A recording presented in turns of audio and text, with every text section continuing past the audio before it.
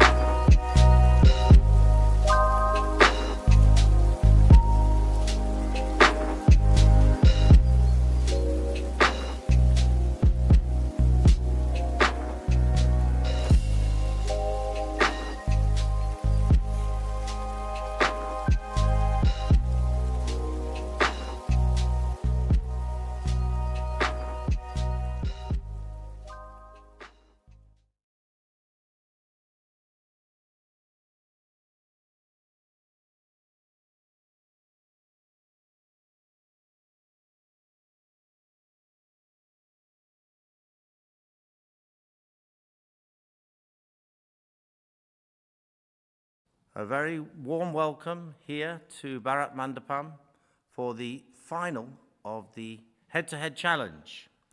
And we have with us 25 finalists today who have qualified, and they will be speaking to our judging panel to convince them why they should be the ones that carry forward into the Miss World Top 40.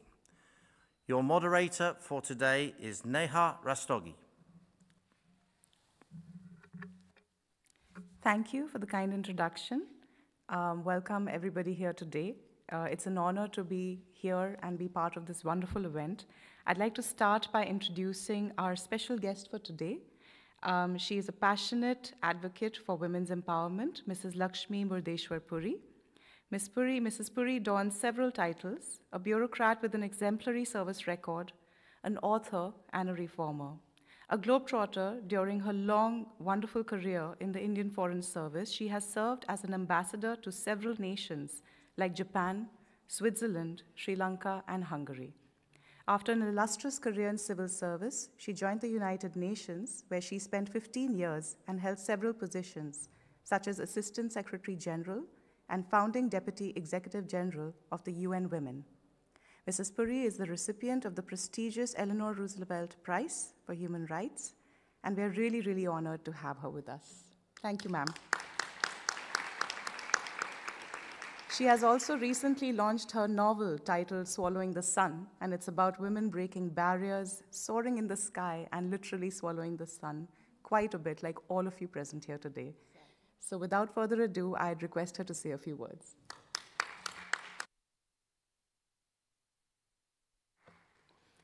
I'm truly honored to be here.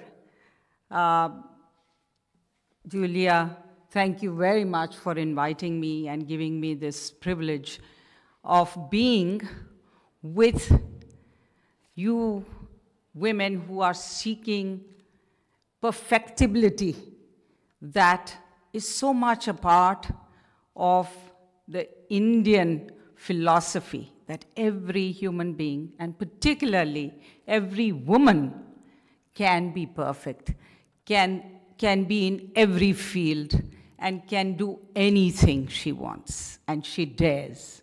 So I'm really, really very happy to be here, and I'm seeing how we are going in this woman with a purpose, a mission, where we are going beyond physical beauty into inner beauty, beauty of the mind. Also, it's about awareness, self-awareness. It's also about awareness about your community. It's about being aware about your world. And you are in a country which has just hosted the G20 summit, and inscribed in the G20, this grouping of the most powerful countries of the world and most consequential countries of the world, and this forum for economic and financial management of the world, the idea, the vision of Vasudhaiva Kutumbakam, which is one earth, one family, and one future. So Miss World is also about how all of you think that we can realize this vision of one earth, one family, and one future. And I think you have evolved over time to really come to this realization. I was just being told how you even identify each other as countries, and how you've come to love each other, work with each other, care for each other. And that's the spirit that this Miss World with a purpose really represents. So I wish you all the very best, and look forward to listening to how you are envisioning this one world idea as Miss World contestants.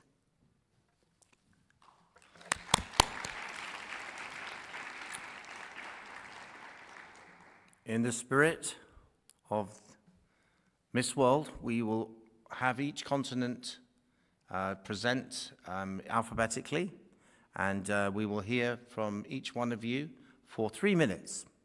And the judges in that time will have to decide who has given the 5 best presentations. So without further ado, we're going to turn to our first contestant, who is from Brazil, Leticia Frota.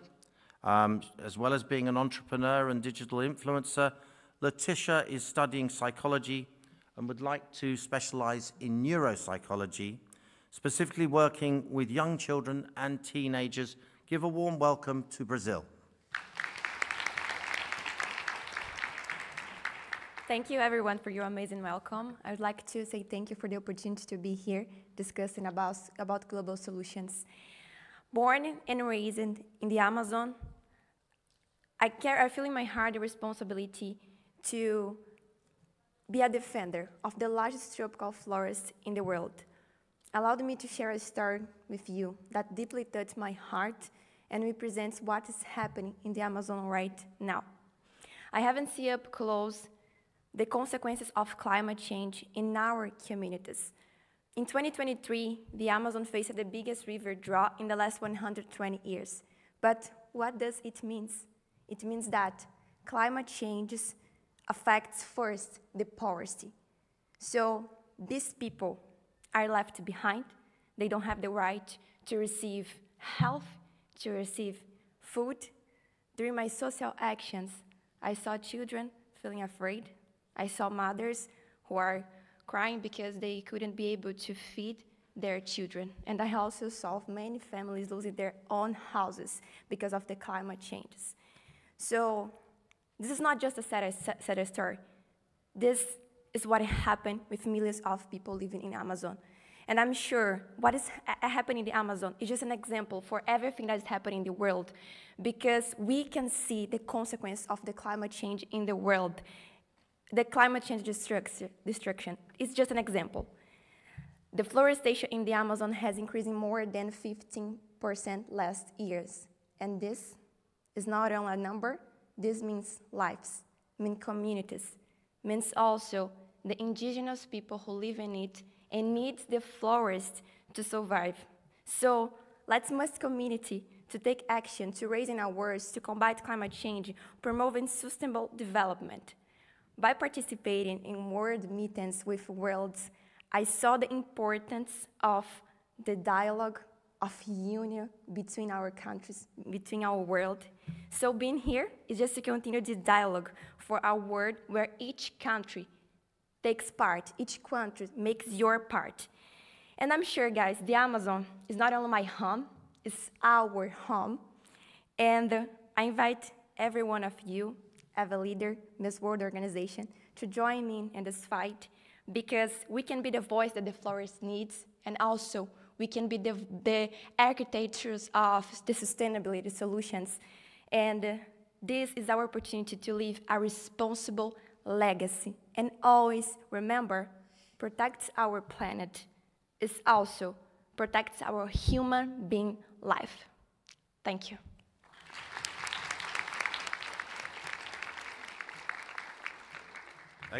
Thank you, Brazil.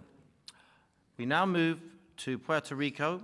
This is Elena Reyes, who is currently in her final year of studying marketing at university and has ambitions to expand her vintage clothing store. Please welcome Puerto Rico. Good morning. The theme I identify wholeheartedly with at the G20 Summit is the Sustainability Development Goals. Not only because I grew up with it and have been taught at a very young age on how to recycle, but because I saw the importance of it firsthand through my second-hand clothing store I've had since I was 15 years old. Growing up and doing research, I've learned the absolute dangers and consequences of plastics that have been in our world. So much so that scientists are discovering diseases caused by microplastics. Me, wanting to combat that, I decided to apply a sustainability plan at my clothing store, and it consisted of reducing plastics by implemented eco-friendly packaging on my items. But that's just me. What about large-scale businesses?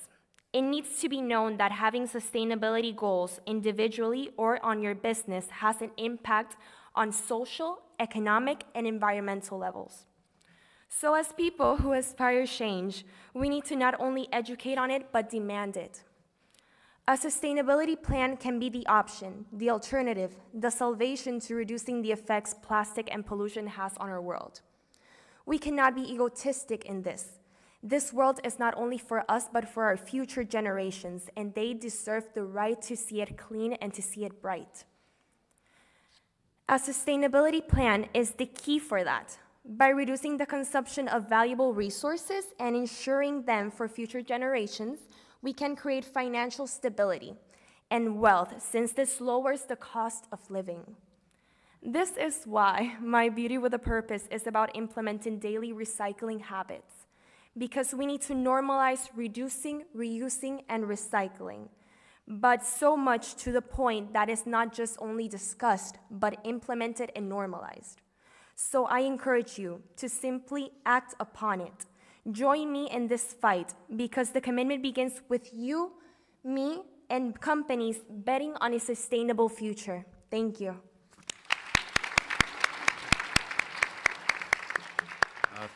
Thank you, Puerto Rico. Now we move to Trinidad and Tobago. Ache Abrahams. Ache is currently working as a model, but she's an advocate for true substantial change and has ambitions to continue expanding her creative roles from being a motivational speaker to a TV presenter. Please welcome Trinidad and Tobago. Good morning, everyone. Firstly, I want to say it's an absolute honor to be here. Thank you, Ms. World, for this opportunity. I'm sure we're all grateful. So, what does it mean to live in a happy world? Well, the key to happiness for all is sustainability. When I envision a happy world, I see a world where poverty doesn't exist, where all people are well-fed, and quality education is available to every child and person. I also see a world where women and girls are offered equal opportunities, the same way their male counterparts are, without discrimination. I see a world where clean running water is readily available and accessible to every thirsty mouth, and clean renewable energy is the only energy source on the planet. I see a world where the global economy is booming with equal job opportunities for all, and the workforces are paid equally and treated fairly and humanely, with less disparities and more policies to empower and protect all human beings. I see a world where the children of tomorrow can play freely, breathing in clean oxygen, clean air without or with little to no CO2 and greenhouse gases threatening their homes through natural disaster. I see a world where the aquatic life are safe and able to swim in their own home in the oceans without the invasion of plastics. I see a world where our forests are filled with animals that we have to protect, with trees that are growing every day to provide us with oxygen. I also, as a result, see a world where we work hand in hand to promote unity, to promote peace, and to ensure that sustainable development is present. My friends, the time is running out if we aim to achieve this by the year 2030. We have the power of choice. And so today, I really ask you, we all choose to ensure that we create a future that the world will allow the children, the next generation, to inherit. We must create a roadmap to a bright, sustainable future. As a representative of the Caribbean and small island states like Trinidad and Tobago, I would also like this opportunity to highlight the impact of global warming on the Caribbean islands. We have so many issues happening: the degradation of coral reefs, the loss of biodiversity, floodings, the impact on food security, droughts, and so many other things. This is why it's so important that representatives like myself can be in rooms like this to really be a voice of change and to represent the small island nations. Just because we are smaller doesn't mean the impact is any less relevant, and it doesn't mean that we don't deserve a bright future as well. So I want to thank Ms. Rowe for giving me this opportunity to represent the Caribbean region and sweet Trinidad and Tobago. In my beautiful country, our national pledge proudly says, "I will strive in everything I do to work together with my fellow men or women for the greater happiness of all and the honor and glory of my country," focusing on the creed and race. Every creed and race has a responsibility. This is why I really enjoy being part of Miss World, because we can be voices for our countries. And sustainable development is key for every person in this room and every country of the world. Thank you so much.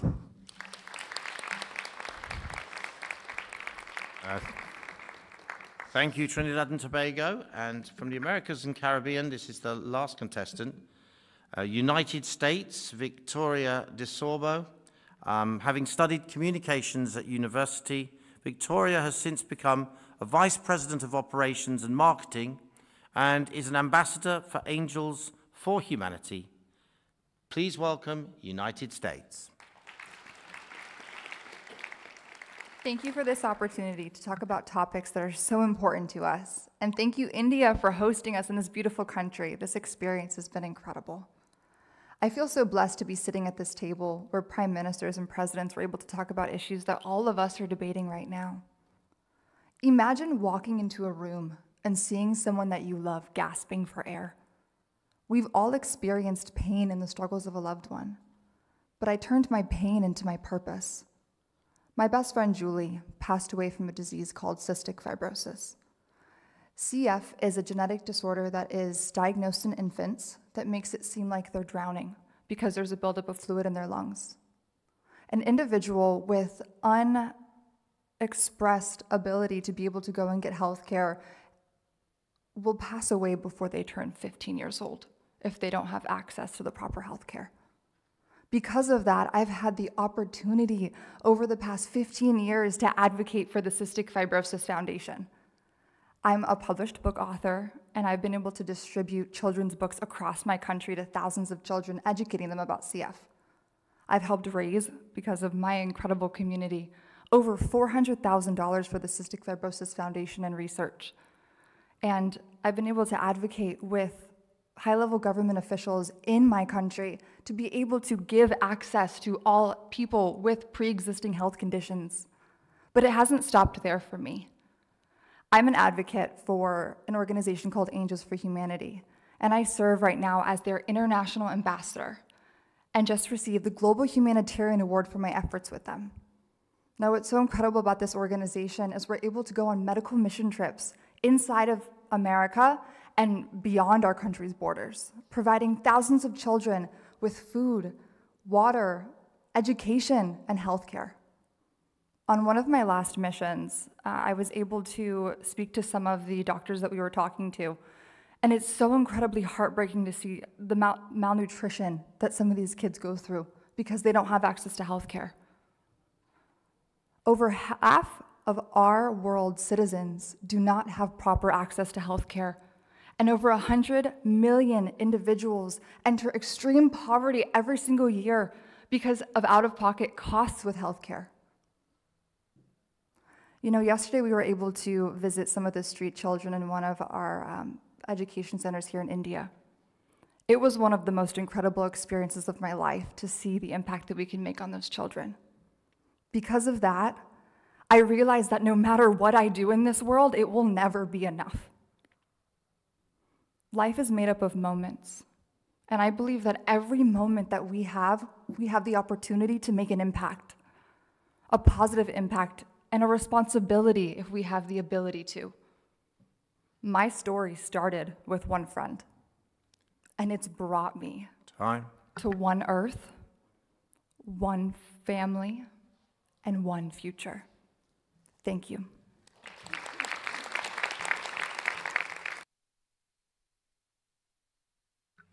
Thank you very much, United States. Those are the qualifiers from Americas and Caribbean. We now move to the qualifiers from Africa, and we begin with Botswana. Lesego Chombo, and Lesego, after completing her degree in law, Lesego is currently practicing as an attorney at the High Courts of Botswana and has ambitions of opening her own law firm. So give a warm welcome to Botswana. Thank you. Thank you, everyone. Good morning. It's such an honor to be seated at this table. And today I'm looking forward to sharing my few legal nuggets, or wisdom nuggets rather, on sustainable development goals. You know, poverty really breaks my heart. But what breaks my heart even more is generational poverty in the most rural communities. Communities that aren't able to see beyond their living conditions because that's all they know. That's all their forefathers have known. See, I have met these communities and I work with them on a daily basis. And I'm of the opinion that it's going to take numerous lifetimes before these communities get to experience financial freedom. And as disheartening as that fact may sound, it has made me think that there is a need to mitigate the living conditions of poverty-stricken communities by helping them and tackling other developmental opportunities over and above economic empowerment. And I'm very proud that My Beauty with a Purpose, the Genesis Project, has found a formula that creates sustainable development for economically disadvantaged communities while taking into account their limited financial means. We run a developmental program that equips parents with the necessary skills and behavioral attributes of how to create a conducive environment for the economic, physical, social, mental, and cognitive development of their children. And we do this because we know that it applies to 5 sustainable developmental goals. That is quality education, healthcare for all, ending hunger, ending poverty, as well as implementing goals and strengthening global partnerships. We have intimate conversations with parents in economically disadvantaged communities where we talk about issues such as nutrition in order to end hunger and deaths caused by malnutrition in alignment with Sustainable Development Goal number 2. We also have conversations about creating a healthy home space in order to ensure that we reduce deaths and we reduce preventable infections in alignment with Sustainable Development Goal number 3. And while taking into consideration the illiteracy of these communities, we teach these parents how to nurture their children's education in order to promote sustainable education. And this is in alignment with Sustainable Goal Development number 4. And because we are so passionate, under the Genesis Project, we're very passionate about sustainability, we work with communities and with stakeholders in the community in order to implement this project. We also get funding from national and international organizations such as Stanbic Bank Botswana and Khoemacau Copper Mine in order to align ourselves with Sustainable Development Goal number 17 in order to strengthen implementation and our partnerships. I truly believe that teaching these communities about day-to-day and practical skills, behavioral attributes that they can practice on a normal day is the key to end poverty and to strengthen, to fulfill, to pursue, to achieve sustainable development goals at grassroots level. And I think that this lesson is the bridging gap that these communities really need in order to have justice against poverty. Thank you.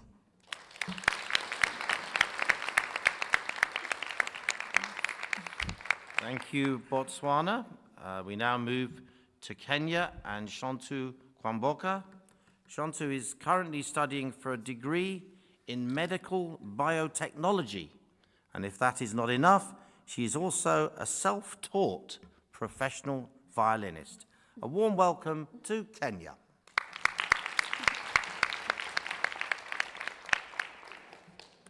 Thank you. Good morning, ladies and gentlemen. Hello, everyone watching from around the world. We are at Bharat Mandapam, the very same summit room where 20 of our inspirational leaders were dealing with our social issues about 5 months ago. Can you imagine? It is such an honor to be before all of you, speaking about women-led development and empowerment. My name is Shantu Kwamboka, representing my country, Kenya. And I believe that when we invest in women, we invest in our future. I'm going to start by sharing a story of a sweet woman that I met last December during my social corporate responsibility activity in Dagoretti, Kenya. Her beautiful name is Martha Njeri. Martha Njeri is the founder of Shifra Center, a refuge for all. And for sure it is a refuge for all because she's taking care of kids from poor backgrounds. She's taking care of kids who have been rescued from early marriages. She's taking care of even abandoned elderly people. So when I went to her center, my heart was in awe and I was in love with everything I saw. All the kids were in cheer, everything was going on well.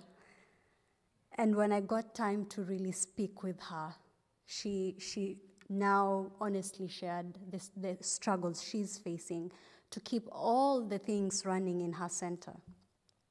She shared about a story of a dormitory that got burnt mysteriously in the compound. So I was wondering, as Miss World Kenya, what can I do? She's a woman who has empowered kids. Because it's been running for years, she's empowered kids to go to primary school, high school, and and even gotten jobs. So she's having so much impact on the economic growth of the country and the world, and social impact because she's raising kids. The mission of her center is to grow a generation where people learn to love God, people learn to love and accept each other in the society. Because she also has kids who have every form of illness that are usually forgotten in our societies.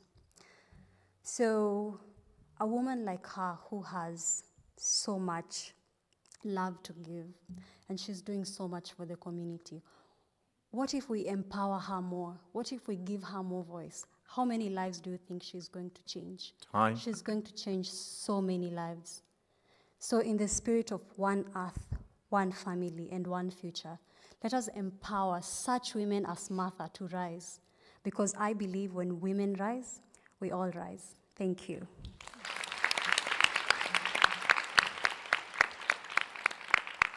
Thank you, Kenya. We now move to Madagascar, Ansali Rajalina. And Ansali is an all-rounder, having finished her degree in business administration. She's also claimed to fame as she came second in the 100 meters in the Madagascar Athletic Championships, and she's hoping one day to become a UNICEF ambassador. Please welcome Madagascar.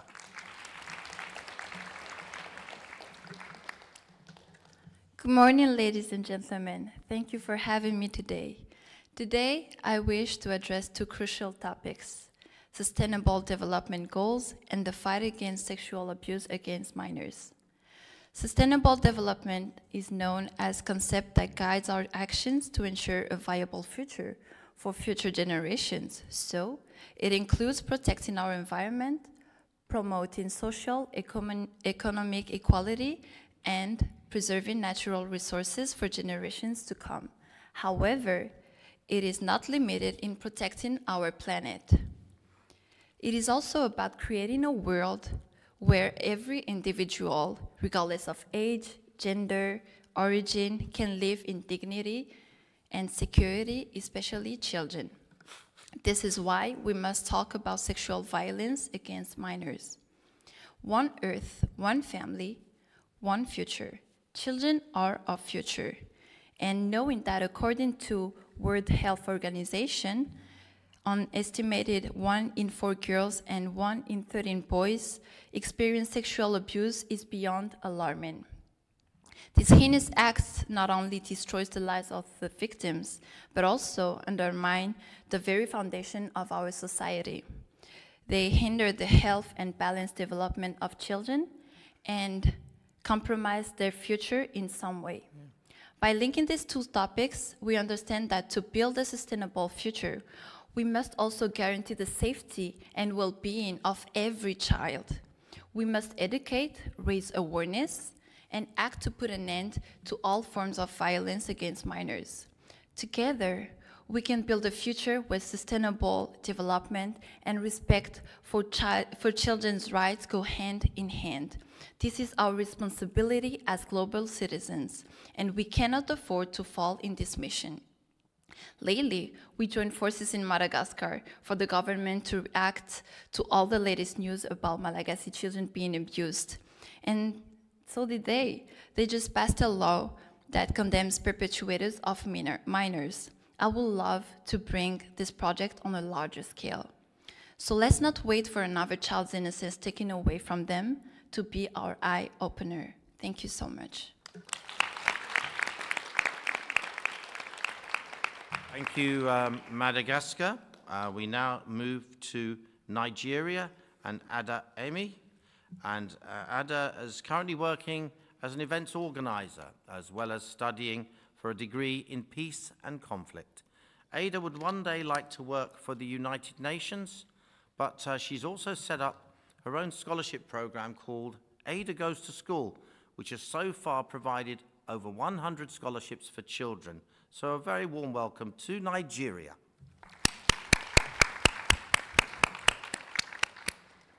Thank you so much, and good morning, everyone. It's such an honor to be here. When I was 7 years old, I watched the movie Honey for the first time. It's a movie about Jessica Alba. That was my first encounter with her. And I fell in love with her and her character in the movie, so much so that I wanted to be an actress and a dancer.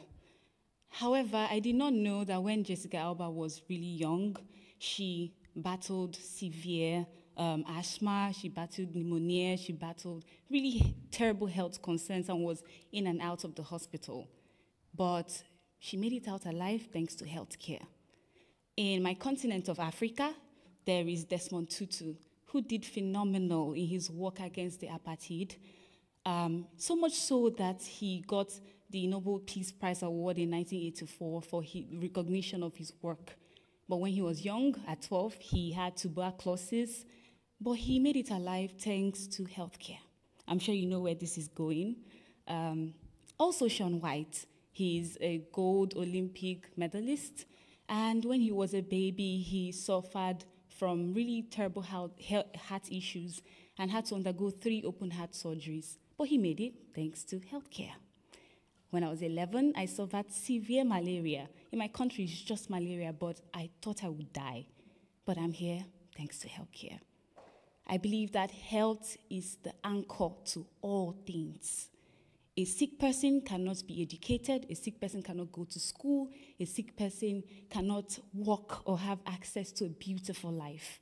And that is why I took a detour in my project after giving 100 scholarships to children to switching it to health when I realized there was a need for me to step in for cysticercosis in my community. And I will say this, we are all seated here with our beautiful dreams. We have access. I just look at every woman here and I see survivors, people who are healthy, who are beautiful, and we can achieve these our dreams because we are healthy. And even if we are not healthy, because we all have our hidden battles, you have access to quality health care for you to be sustained to be here. But who speaks for those who don't have access to health care? What happens to their dreams? What happens to them? That is why I shout loudly at the top of my lungs, at the top of my voice for healthcare. In 2020, the world crumbled because of the COVID-19. And it talks about the interconnectedness of all of us, how a disease that started in one place spread across the world and broke down economies and shut down nations. How prepared are we for the next endemic? God forbid, but how prepared are we if that happens? And that is why I join every single person, every single nation, 117 of us seated in this room, to fight for healthcare and to speak for the access for people who are deserving. Every life is deserving. Everybody deserves a chance and a shot at life. Thank you so much.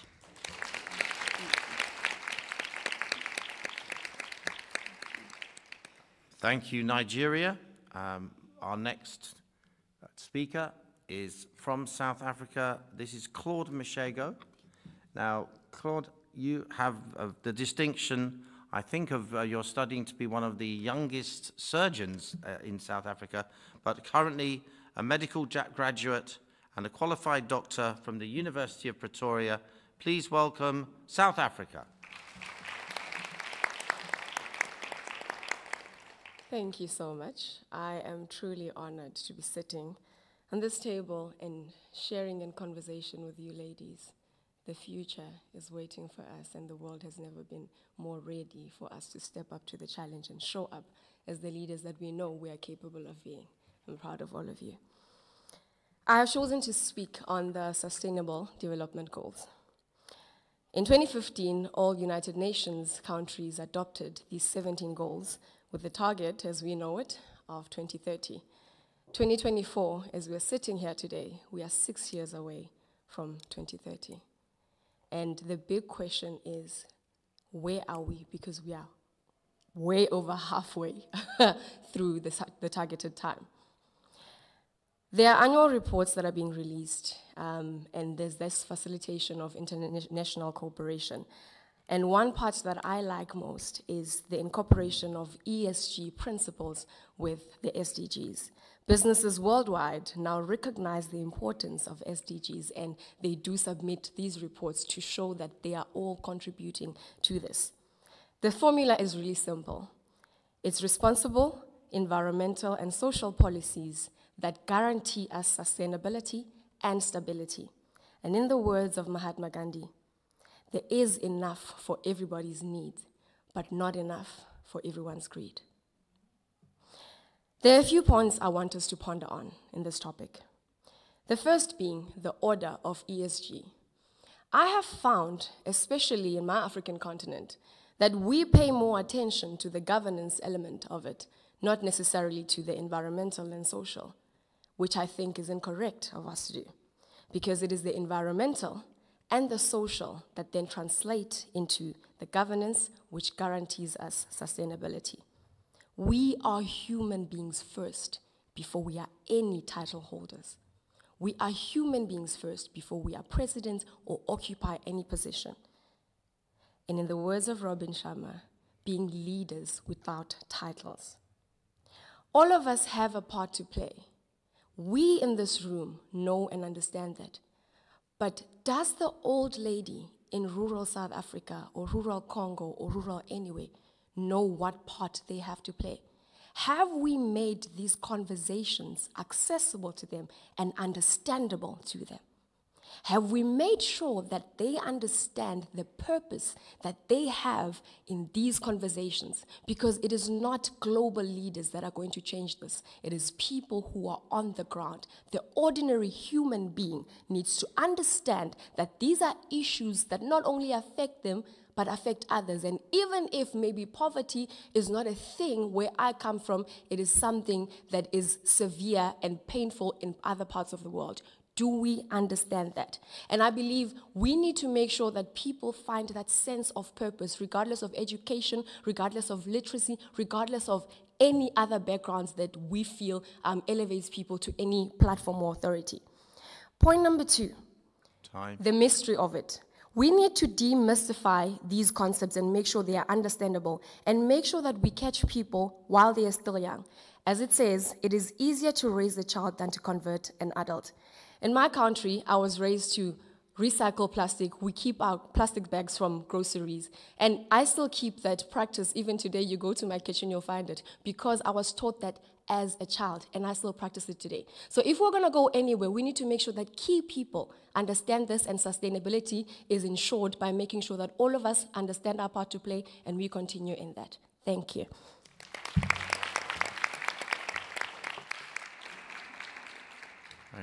Thank you, South Africa. And now the final presenter from the African continent is Zimbabwe. And this is Nokutenda Marumbwa. And Nokutenda is studying for a degree in social work. And she one day would like to work for governments, NGOs, and the United Nations. So welcome, Zimbabwe.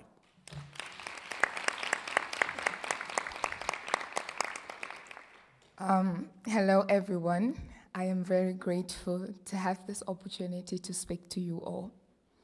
You know, it hurts me so much to know that on one part of the world, we have food waste plaguing the planet.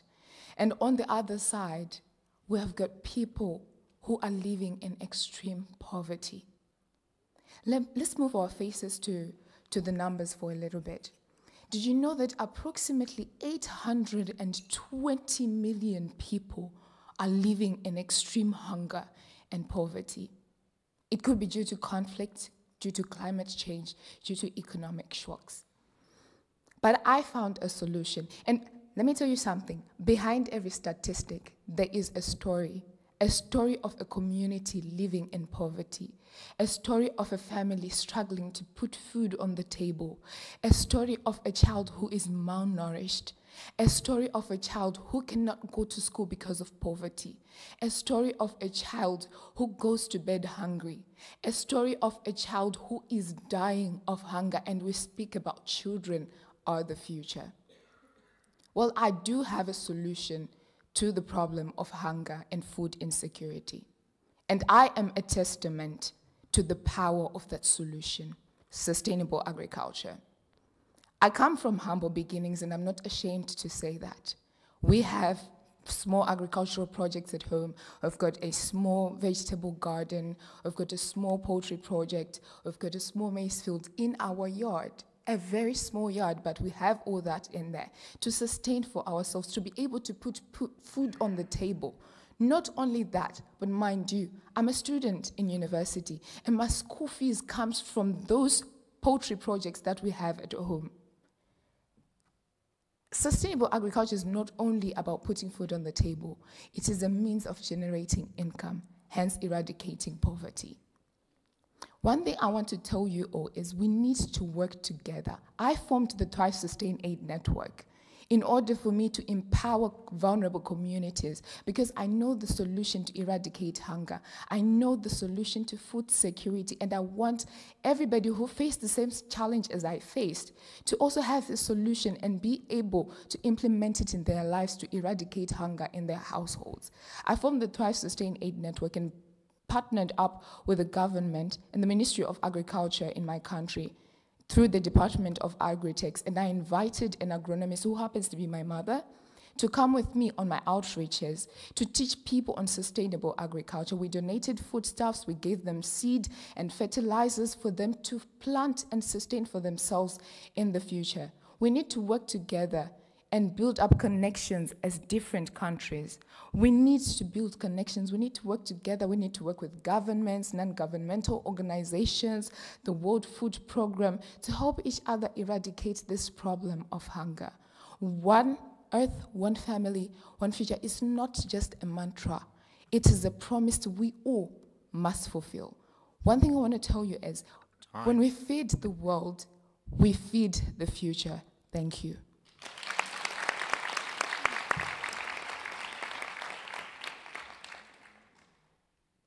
Thank you, Zimbabwe. That's the final contestant from Africa. We now move to Europe. And our first contestant from Belgium is Kedis Deltour. Now, Kedis was born originally in Ethiopia and was adopted from an orphanage at the age of 10. She trains as a stylist and then is currently working as a model. But having been an orphan herself, her ambition is not only to become an entrepreneur, but to set up a charity caring for other orphans. So please welcome Belgium. Good morning, everybody. I'm so blessed to be here and to tell my story. I choose food security because I know firsthand to be hungry. When I was 7 years old, I was a street child in Addis Ababa and Ethiopia.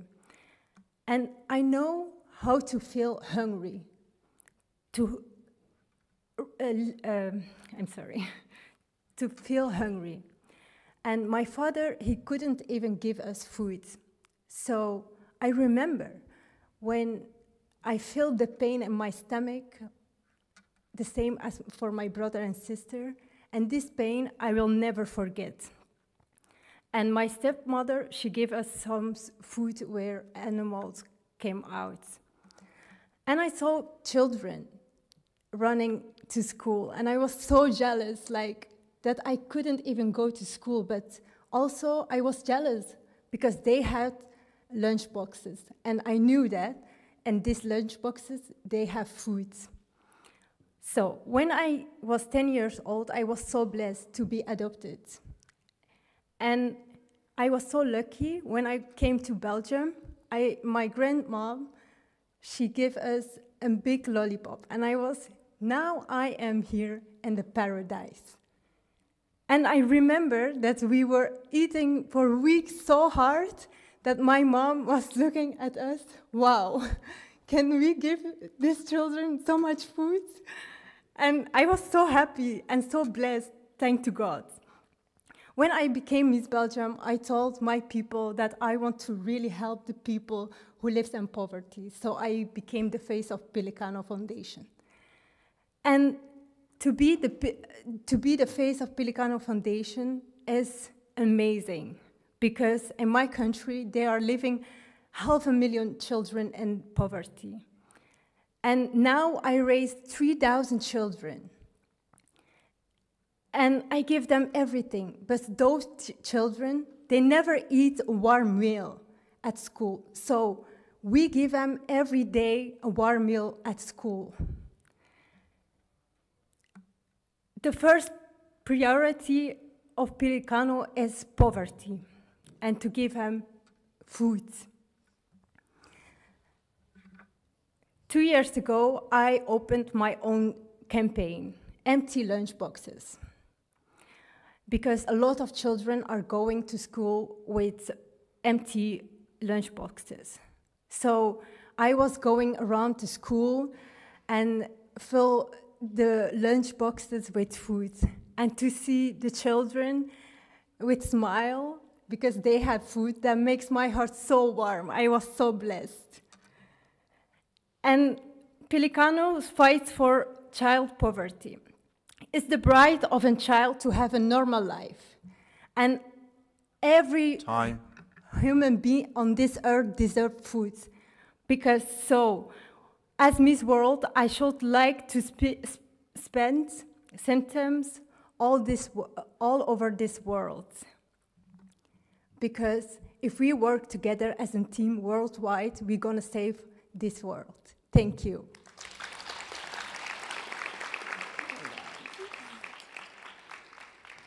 Thank you, Belgium.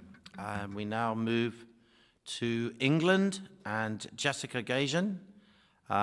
Jessica is an aerospace engineering graduate and would like to continue her studies with a master's in advanced aerospace engineering. So if you're watching out there, India Space Program, here is your lady. Please welcome, while her feet are still on the ground, England.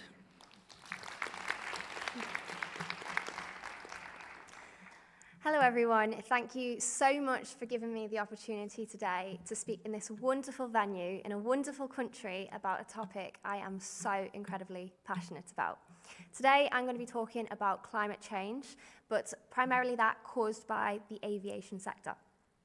Now, climate change has a significant impact on our health, our agriculture, and our food security. And although the global aviation carbon emissions stand at just 3% out of the 100%, the exponential growth of the sector means that this is set to rise to 25% by the year 2050. So it's really important that now we implement new technology in order to beat these statistics. Now, as I'm sure you're already aware, CO2 in its rising levels is bad for our planet. Human activity has raised the atmosphere's CO2 emissions in the past 200 years by 50%, which is an absolutely crazy statistic. And global warming caused by carbon dioxide warms up our planet. It affects our crop growth, it affects our health, and it affects our weather. So we've got natural disasters happening, floods, fires, things which are affecting human sustainability on planet Earth. Now, the solution to decarbonisation lies within science and engineering. Hydrogen fuel is posed as the future of sustainable aviation, but like any new form of technology, it's going to be expensive to start up before it can be optimised for the masses. Luckily for us, hydrogen is abundant on planet Earth. But in order for aircraft to be powered by it, we must reimagine current configurations. And this means addressing energy production, logistics, the capture and storage of hydrogen, and also knowing that hydrogen burns faster and hotter than kerosene, which means we massively need to modify aircraft, which is a massive task for aerospace engineers. Now, I think a lot of people think of technology and they think of something which is handheld or potentially software, but technology can be the size of an aircraft. The main challenge facing engineers is to understand new fluid dynamics, structural mechanics, and the phenomena a modified jet would encounter. Phenomena could include thermoacoustics, it could include flashbacks, and it can include thermal gradients. And I'm aware that I've only got 3 minutes to speak on this issue today. So if anybody has any questions regarding any of those things a little bit later, please come and speak to me and I'll do my best to explain them to you. In brief, hydrogen is the future. It's just going to take us a little while to get there. And this is caused by lacks of funding, but more than anything, a lack of people going into these sectors. And this is why it's of paramount importance that we encourage the next generation into science, technology, engineering, and maths to sustain human life on planet Earth. Thank you.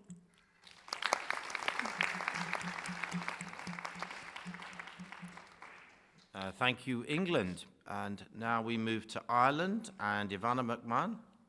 And Ivana's just completed a degree in medicine and is currently working as a doctor and also, when she has time, as a part-time model. Please welcome Ireland. Good morning. Thank you very much for letting me speak here today.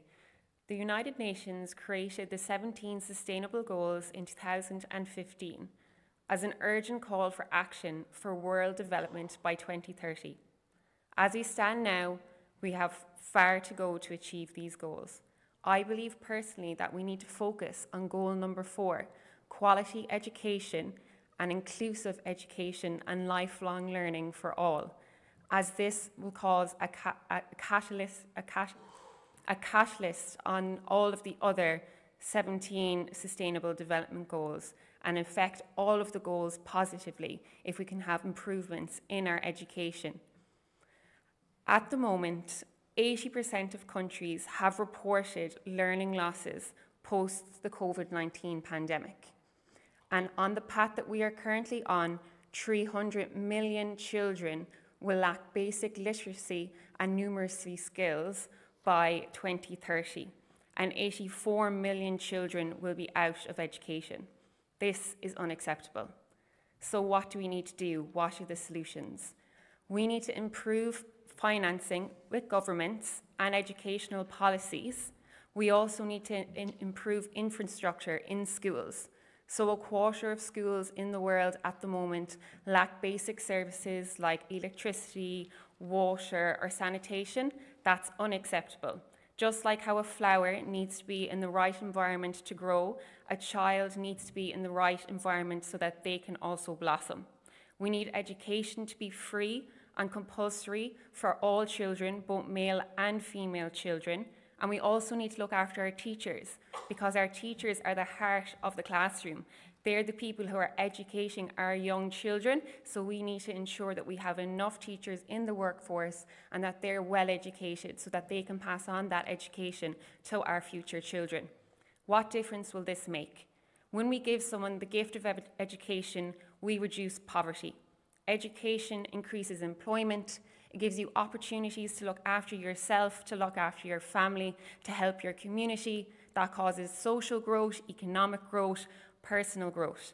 Education empowers, and we need to empower our children. We need to empower our communities so that they're all able to achieve their full potential. We need to foster a culture worldwide that truly appreciates the importance of education so that we can put a huge focus on that to achieve all of the 17 Sustainable Development Goals that we want to achieve by 2030.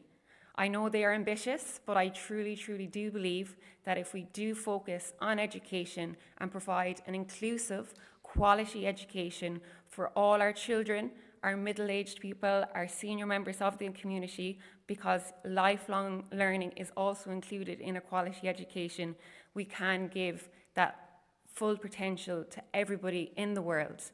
Education shouldn't be a privilege for a few, it should be a fundamental right for everybody. Thank you very much. Thank you, Ireland, and we now move to Northern Ireland and Caitlin Clark. Now, Caitlin, after completing a degree in drama and a postgraduate degree in education, has worked as a primary school teacher, but currently now freelance as a social media executive. A warm welcome to Northern Ireland.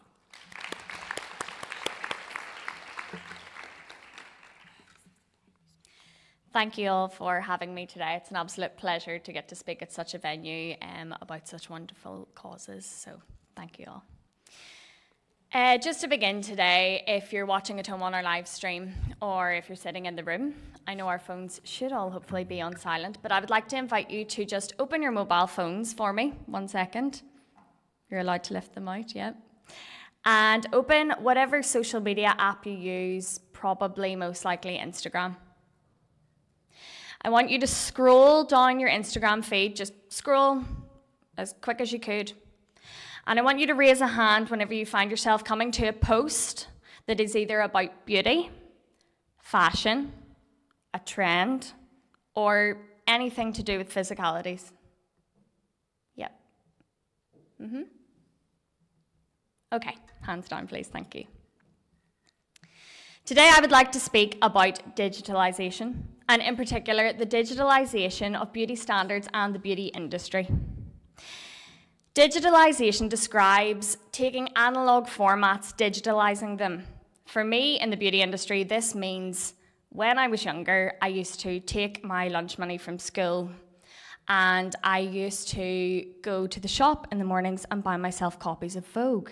Now, my mother would be horrified to hear that, but I had the choice to do that. I had the choice to pick up these magazines, and I had the choice to look at what trends were happening, and I could close it, set it down, I could choose not to buy it. It was more readily avoidable than today. Now, it is fantastic that we're able to progress things in this way. Digitalization has led to so many wonderful and intentional things, but the digitalization of the beauty industry has left us feeling a little bit trapped, and in particular, the young women of today. It is absolutely unavoidable to scroll through your Instagram feeds, Facebook, wherever it is you look. We are constantly being advertised to, or we're just being shown trends. Leggings legs. A leggings leg to me is when you put on a pair of leggings. It doesn't mean you have to have a gap in between your legs. You have all of these crazy, crazy trends appearing, and it is damaging the mental health. It is damaging the self-esteem of every young woman that's looking at it, and it absolutely breaks my heart to have the very, very privileged insight of, on one half of my career, teaching, fostering, and working with the youth of the future and the youth of today. And on the other side of my career, I'm very privileged to get involved in the digital advertising side of such beauty trends, industries, businesses. And marrying these two together, this topic is something I feel so incredibly passionate about, and the importance of safeguarding these beauty standards that are now so unavoidable for us to see. The Dove Self-Esteem Project found that 1 in 2 children have reported an impact on their mental health. Now, that is children, that is not adults, that is under the age of 18. 9 in 10 are exposed to harmful physical standard content on social media. AI production has seen a massive rise in the last lot of years. Trending audios, trending visuals, as I say, such as legging legs, have been pushed upon young people. This needs to be a massive safeguarding issue, whether this is through parental controls, whether this is through sensitizing content online. But unfortunately, as Julia Morley herself said yesterday, we can't reach everything all at once. So we can put these measures in place, but to borrow from one of our great British Prime Ministers, I would like to say, education, education, education. One of the best things we can do is educate our youth of today on using social media intentionally. I myself have looked at my social media and purposefully unfollowed the accounts that are no longer serving my purpose or serving my self-esteem. Alongside these tighter safeguarding models in social media, I think that Beauty with a Purpose in the Miss World Foundation in particular is something that we're all seeing a lot of at the minute, and really serves how we can use social media intentionally for ourselves, and large world-scale organisations can use social media to intentionally, purposefully and positively promote beauty standards in a forward-thinking and progressive way. Thank you very much.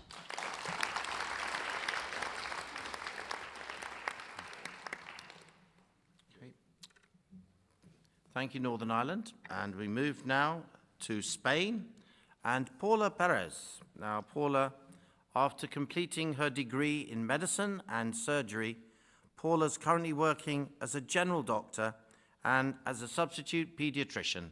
Welcome, Spain.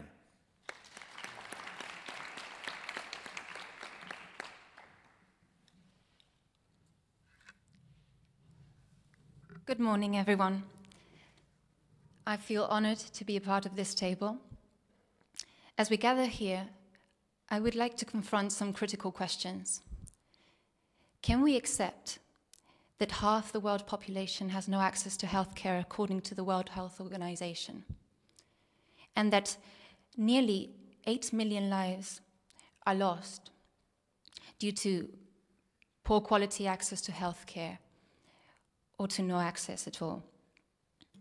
Addressing these inequalities and investing in healthcare infrastructure is urgently needed to prevent disease and these deaths. Additionally, as a mental health advocate, I have to say, can we overlook the 700,000 lives lost to suicide? True health encompasses physical, mental, and social well-being, and prevention must span across all these three domains. I invite you to visualize and empathize with this story. A young woman carrying her baby, being unable to pay for healthcare or for food even, and receiving inadequate treatment or no treatment at all. This reflects the reality of many in this world, and this underscores the urgency to act. As a primary care doctor, as a daughter, as a member of the immigration sector of the Organization of Doctors of the World, I believe in ensuring fundamental health care as a fundamental human right, health care for everyone. As disease knows no borders, and regardless of socioeconomic background or ethnicity, in order to live in a world that is fair, that is just, we have to have this notion tied to our DNA, that we are equal when it comes to health. Therefore, as a representative of Spain, I propose that we draft a resolution signed by the 25 of the contestants here present and the rest of our cohort to be sent to the World Health Organization and the UN, asking for an increase in resources destined to developing robust healthcare infrastructure systems and to allocate funds for mental health initiatives and strategies globally before 2030. Without access to quality healthcare, children cannot reach their full potential and societies cannot thrive. Let's unite in movement driven by love for humanity and envision a world where everyone flourishes.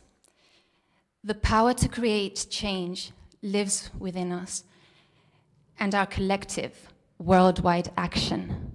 Thank you.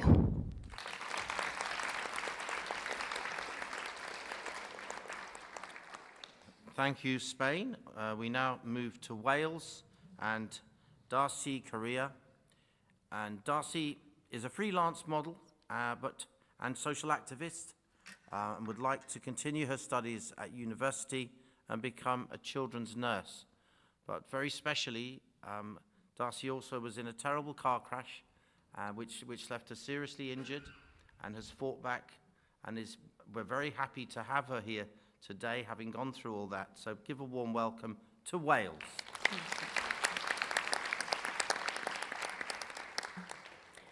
Good morning. Thank you for having me. It's such a privilege to be in this iconic building with the opportunity to discuss food security. I would like to begin by highlighting the fact that food insecurity is a global issue and is affecting people in both the developed world and the developing world. People are living in hunger, which I have witnessed firsthand in my home country of Wales, as well as in Ghana. In northern Ghana, 90% of families rely on agricultural livelihoods, and food insecurity is more severe due to climatic issues. This region only has one rainy season compared to two in the south. Due to this climatic difference, severely limited food production has resulted in chronic poverty, food insecurity, and malnutrition. The food options are limited, especially in rural areas, which means that children aren't getting the nutrients that they need for their development. We need to be doing more work through the World Food Programme to ensure that citizens consume nutritious, local-based diets and learn behaviours that will contribute to good health. Whilst on my Darcy for Diversity trip to Ghana, I sought to educate children about healthy eating.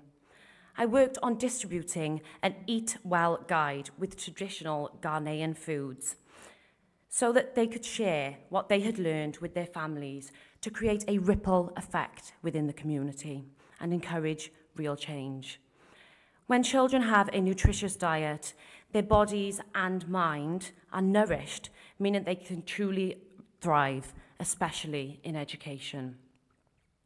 In the United Kingdom, we are seeing a rise in the cost of living. Last week, we saw the British Gas annual profits increase tenfold from £72 million to £751 million annually, and that's just in 1 year. Families are having to choose between rent, heating, and food. Honestly, your next door neighbour could be starving, and you might not even know it. This is disproportionately affecting low-income areas where the majority are people of colour. This is why my Beauty with a Purpose project, Darcy for Diversity, is of such great importance because it raises awareness of how so many social issues, including food insecurity, are disproportionately affecting ethnic minority communities. Every child deserves the right to the basic needs required in order to thrive and prosper. It is our responsibility to ensure that the children of our world are thriving, not just surviving. Thank you.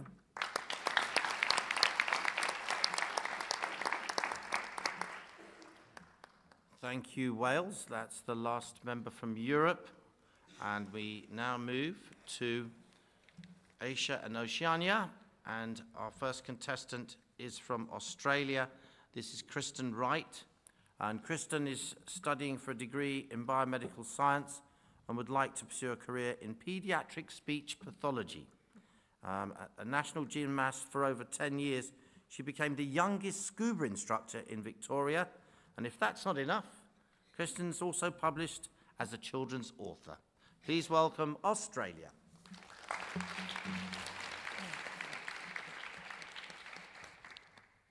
Hello everyone, and thank you for having me.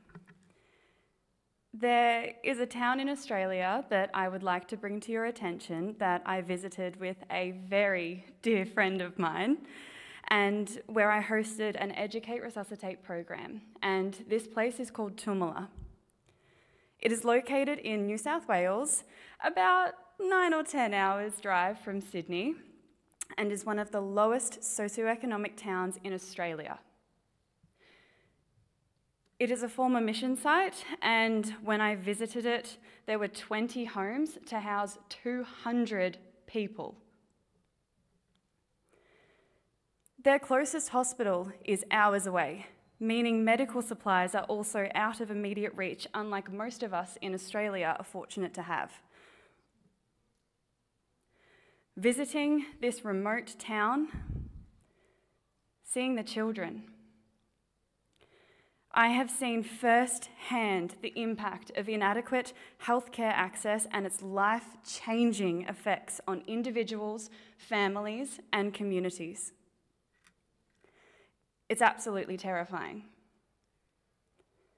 Health is a fundamental human right, as declared by the United Nations Committee on Economic, Social, and Cultural Rights.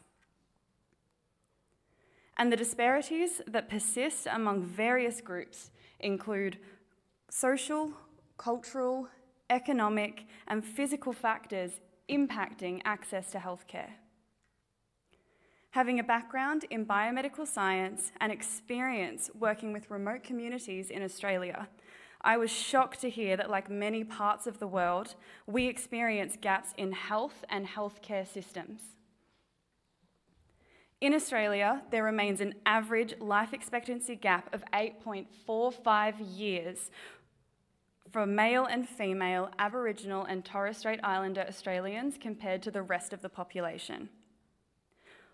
Moreover, according to the Australian Bureau of Statistics Health Survey data, social determinants account for approximately 1/3 or 34% of the health gap between Indigenous and non-Indigenous Australians, while health risk factors contribute under 1/5 or 19%.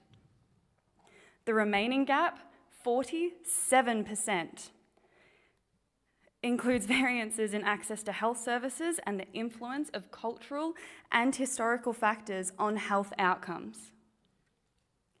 Contributing to these disparities are factors such as lack of available services, distance to facilities without adequate transportation, cost, lengthy waiting times, and the need for culturally safe and responsive healthcare services. These challenges highlight the urgent need to ensure universal access to healthcare, regardless of financial means or geographic location. Global rankings of countries based on hospital per million population further emphasize the need for change to ensure healthcare is accessible to all. Time. Even in developed countries like Australia, these disparities persist, underscoring the importance of healthcare as a universal right, not a privilege. Thank you.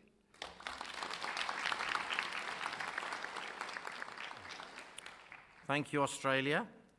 Now we move to India and Sini Shetty.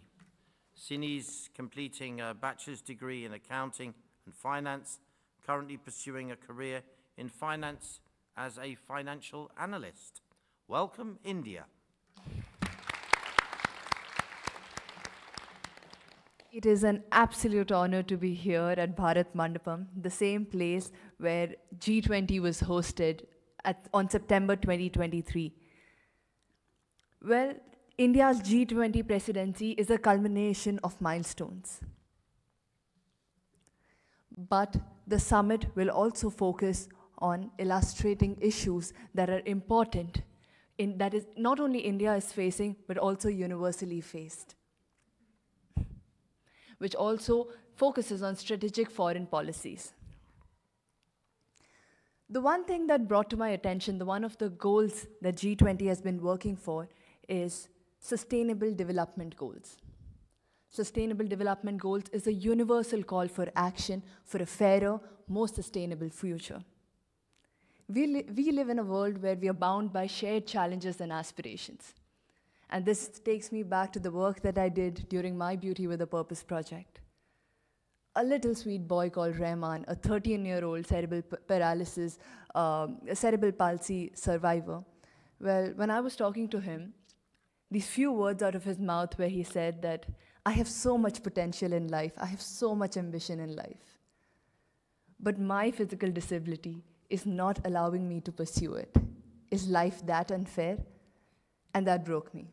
I knew that he was not alone. There are millions of children out there surviving and going through the same thing. And that is why I think Sustainable Development Goals are so important for upliftment and empowering such people in life. And particularly focusing on SDG 4, that means providing quality education. Well, we live in a world where education is the stepping stone to success, your progressive recourse towards march and perfection. Well, Sustainable Development Goals, SDG 4, quality education now focuses on vocational and territorial education training. And I'm so happy about the fact that this has been advocated here among countries that are developing countries and empowering other countries in the generations to come. Sitting here, I'm reminded of the G20 motto, One Earth, One Future. And the future is to take this goal ahead and march towards a progressive recourse. And also remember that this course is not just for the government to fight. This call is not just the government to fight. Us people, we are the government. And the citizens of this world have their destiny in their own hands. So standing here, I'm reminded that this is a call to serve, not wait to be served. Understand that education is something that takes you towards your progressive march, and build towards it. Support everyone across the world. Know that you're not alone, and challenge every opportunity that comes your way. Thank you so much.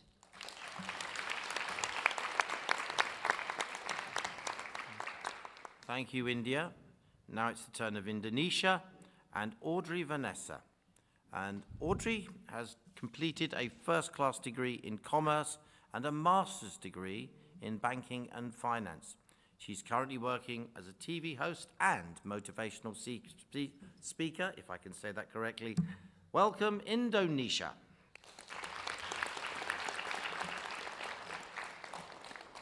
Namaste world, beloved judges and beloved sister. Health is something that is very important to all of us, and it shouldn't be a privilege, it should be a fundamental right for everyone. So in our pursuit for a better world, let's not forget something that is very important. Something issue that is very critical, which is stunting in children. So according to the UN data in 2020, there is 149 million children facing stunting worldwide. And most of these children are facing stunting because there is lack of nutrition, because the mothers often focus on providing food that are rich in carbohydrates and often forget the importance, which is vitamins and protein. Imagine everyone, in a newborn baby, there are 100 billion neurons on the brain stem alone. And can we imagine how stunting will definitely have an impact on the qualities of life of an individuals, and most often leading to chronic illness.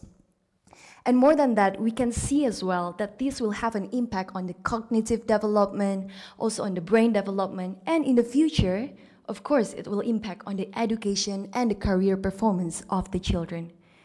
And so it comes to a question, how do we even expect a children to thrive at education and to build a nation when in reality, their growth developments are not optimal because of lack of nutrition? And so this is something that we all should overcome together. We can overcome stunting in many ways through public education, monitoring the growth development of the children, and also educating the mothers on the proper nutrition for the children. But not forgetting the importance of digitalizations. Digital in healthcare will really help to provide all this information and education to the mothers in a faster way. And more importantly, the government will be able to collect data accurately and provide an interventions faster, both in individuals and community levels. And I have been so grateful because I have the opportunity to work together with the Ministry of Health in Indonesia and creating a model as like a demo video to be distributed to mothers around Indonesia, thousands of them, providing information on the growth developments of the children, and also we can see the change on the heights and the weights of the children so that we can detect earlier on stunting, and we can also provide the preventions and the solutions for it. And so from here, we can see how digitalizations can help tackle not only stunting, but almost all healthcare issues. And so together, I would like to invite all of us joining hand to hand together to overcome this issue of stunting and to emphasize on the importance of healthcare for all. Because health is for everyone. And health is not a personal matter, but it is a collective asset that will help build a brighter tomorrow, a brighter future. So let's feed their growth today and shape a brighter tomorrow. Because in a healthy body, there is a healthy mind and a healthy soul. And so this is my mission. Thank you so much.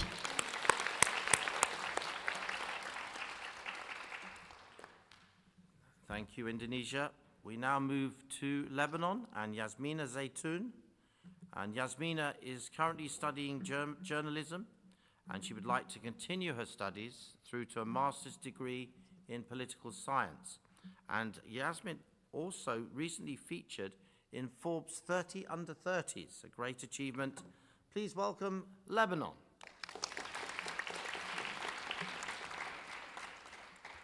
Marhaba everyone. Thank you so much for being here. I'm so honored to be representing my country and the Middle East. You girls are so special. Each and everyone here is different. But there's one thing that's common between all of us in this room, all of us in this world, which is humanity. We all have the same human feelings. We all know what's like to be happy, what's like to be sad, what's like to be angry, hungry. We all know these feelings. And listening to all of your stories made me so emotional, especially Miss Belgium. I love you so much, and I know that you're so strong. And I come from a country where I know what's like to fight for your human rights, for your basic human rights. That's why I chose sustainable development, because I know this is the only solution for all the problems. I've heard all of your stories, and there's always a solution for everything. But all of these solutions are under one umbrella, which is sustainable development. What is sustainable development? It's an universal call for action for everyone. So we can stop poverty, we can stop hunger, and we can protect our planet so everyone can live with dignity. Why is it important? Because it's a roadmap for everyone, so we can help each other, and everyone can live with basic human rights. Imagine like there's people in this planet with $200 billion, but there's still children next door that can't afford food and fighting to drink water. While the world leaders are fighting over power, money, fuel, there's women being killed under the name of honor killing. While everyone is watching, the world is watching, there's wars going on and on. There's innocent people that are being killed, and that's unacceptable. That's why I want to ask you, are we losing humanity? I'm scared to lose humanity, because this is all what we need as a human, to have humanity. I'm sorry, I'm so emotional.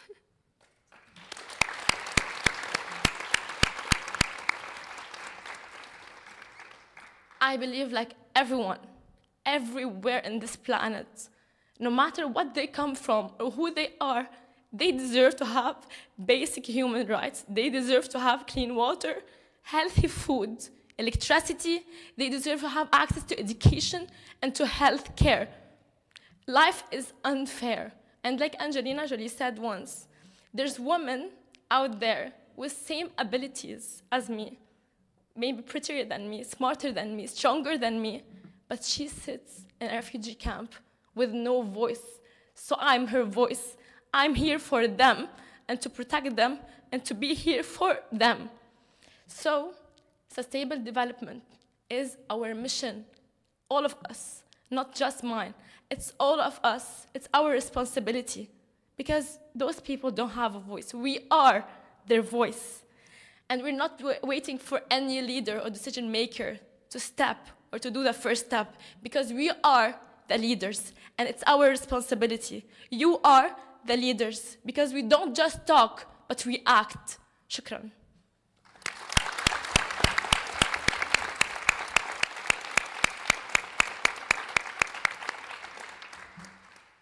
Thank you, Lebanon. We now move to Malaysia, and Wenanita Anggang.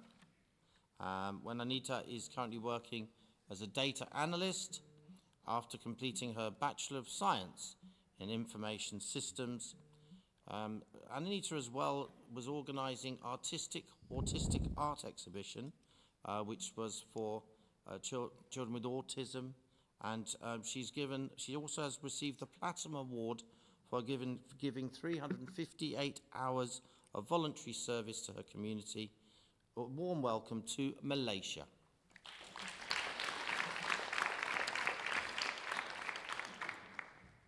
Namaste and salam sejahtera.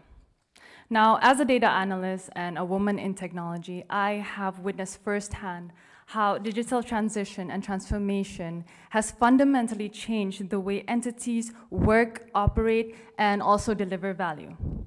Now, what if I were to tell each and every one of you around this table that all of the issues that you brought up can be accelerated and made more achievable with digital transition and transformation? Now, here's how I would personally leverage on digital transition. Digital technologies can gather data and also create insights that can create predictive models and then be used as predictive analysis, which is what I do almost on a daily basis in my day job. Now, in the case of climate change and food security, for example, data analytics can process all of the climate data to generate insights into climate patterns. And in this way, we enable prediction and adaptation strategies. This can help communities prepare for any extreme weather change and also in creating these infrastructures to be more resilient towards climate change. Moving on to healthcare, just like how Indonesia presented earlier, how data can be used in order to make our healthcare more progressive. Now, I would like to present another case where digital technologies can enable remote consultations between patients and healthcare professionals. So this allows medical professionals to create more access to medical care without the need for physical travel. Now, personally, where I come from, in Sabah, this is very useful, especially for the communities from the rural areas, where they might not have enough access to healthcare centers. Before I move on, allow me to tell you a story of how I ended up studying data science. When I was trying to figure out my purpose in life and trying to figure out what I should study, I remembered my father walking in, trotting into my room and presenting a newspaper cutting with a headline saying, "Data Science, the future of the world." Now, I have to be honest, in the beginning, it was not at the top of my list to be a data scientist. Until I got to the post office when I was about to mail my registration form was when I ticked that box and decided right then and there that I was going to study data science. Now, I knew in my heart that that was going to be my purpose. And again, till this day, I believe that was one of the best last-minute decisions I have ever made. Now, that last-minute decision is an opportunity beyond compare. Because a few years back, a majority of our women worldwide were not able to make that same last-minute decision. You know what? They'd be lucky enough if they could make any decision at all. When you create opportunities for women to enter the digital workforce, you are creating opportunity for them to be more empowered in this male-dominated industry. Now, besides that, you are also creating more opportunities for them to enter into other ventures like entrepreneurship, freelancing, and my personal favorite, because I've been doing this for a while now, remote work. Embracing the digital economy is not just about accepting or embracing new digital tools, but it is about embracing progression and also connecting the world.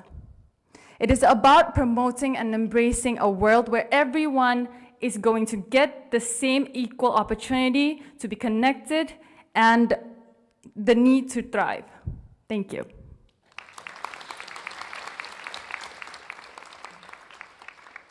Thank you very much. And now we move to Nepal and Priyanka Rani Joshi. Priyanka studied journalism and mass communications and has worked as a TV presenter, model and a writer, and she has ambitions to become a humanitarian ambassador for the United Nations. Welcome, Nepal. Esteemed judges, distinguished guests, and our 71st champion of change. Envision a world where untapped potential of each woman sparks a global revolution, pushing us towards sustainable and equitable future where everyone thrives, not just survives. I'm Nepal, an ardent advocate for women-led development and empowerment, a social cause that is very deeply embedded in the heart of my Beauty with a Purpose. This transformative approach to development transcends the traditional narratives of empowerment and envisions women not as passive beneficiaries but as dynamic leaders capable of shaping their destinies and the world around them. We need to shift our mindset from seeing women merely as recipients of support from the society to recognizing them as indispensable leaders, marking critical re-evaluation of our approach towards gender equality and empowerment, and positioning us, the women of the world, as central figure in driving sustainable and inclusive growth. Defined by an unwavering dedication to propel meaningful change, my journey underscores a profound influence of grassroots women-led movement and a transformative capacity inherent in empowering women by giving them capacity in economic generation growth, a force that creates a ripple that resonates across every facet of our society. Nations prioritizing gender equality and women's empowerment observe heightened levels of economic growth and social development worldwide. Empowering women also serves a direct pathway to successful realization of all the SDGs, the Sustainable Development Goals, that today is being discussed in this room and this table.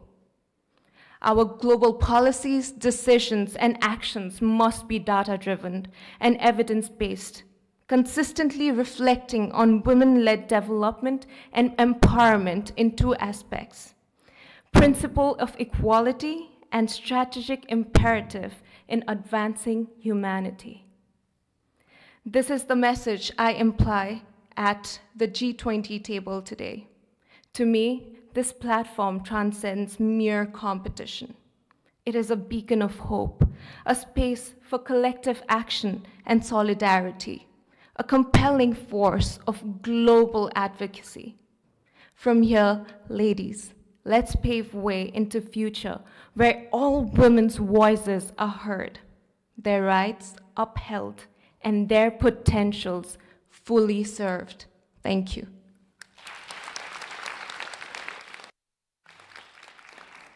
Thank you, Nepal.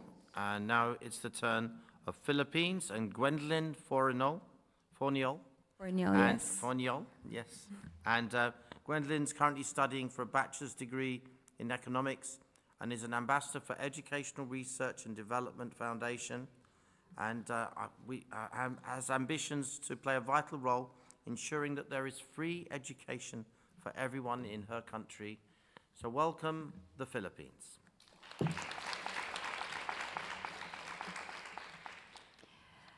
Mahatma Gandhi profoundly stated once, "Live as if you were to die tomorrow, learn as if you were to live forever." These words resonate with the timeless significance of education as not just a privilege, but a human right. Now, today I speak before you to advocate for the Sustainable Development Goal number 4, which is to ensure inclusive and equitable education for all and promote lifelong, lifetime opportunities. And growing up, I personally experienced how my mother's journey was exceptionally the transformative power of access to education. Through the access of learning tools, which was all thanks to ERDA Foundation, stands for Educational Research Development Assistance, they provided her with an opportunity. And this enabled her to finish her academic degree and also enabled her to uplift our family out of poverty. This is what education is all about. It is to destroy the cycle of poverty and to open doors to opportunities, to a brighter future for individuals and communities. Now, numbers do not lie. UNESCO reports an estimate of 258 million children and youth in the world do not go to school, and 7.9 million of those children are Filipino children. And even those who are enrolled, they don't even have fair access to quality education. It's all disparity. So those children who are in marginalized communities have the least access to quality education. Girls, children from low-income families, and those who are in conflict area have the least access to quality education. Now, how can we solve this? The answer is TIP, technology, investment, and policy. With technology, we can leverage the educational gap that is currently happening. And I have actually tried this in our learning center, which I've built with the help of many people. And we have gathered 20 iMacs, internet, projectors, to make sure that the children will be able to learn even outside of classrooms. Second, investment. We have to invest into education and make sure that it is reached to marginalized communities. Personally, when I did an outreach in the Philippines, I went to a very isolated place called Guimaras, Iloilo. And I saw how hard it was for them to reach for resources, for learning tools, and I met a girl called Volnia. Thanks to Erda, she is the first graduate of her tribe, and she is now a teacher. And that investment is that she is giving back to her community, she is teaching, and she's ensuring that all her 6 siblings will have access to education. Next is policy. Now, policymakers need to ensure that these policies and laws are regulated and mandated for people who don't have access to quality education, those who are in dark places, isolated, those people I've worked with every single day at Erda Foundation in Baseco area, which is the poorest area in Manila. Hi. We need to ensure that these are the people that are being heard. Those children, their stories like Rodnia, stories who deserve to be heard on a platform like this. And I want to thank Madam Julia Morley for giving us the Beauty with a Purpose platform, for allowing those children to be heard, because we are all interconnected as one earth, one family, and one future. Thank you.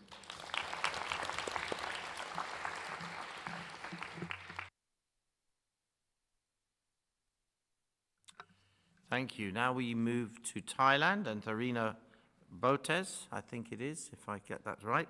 And Tharina is currently studying a Bachelor of Science and degree in Commerce and Marketing. And she also runs her own clothing brand, which helps to empower women. A warm welcome to Thailand.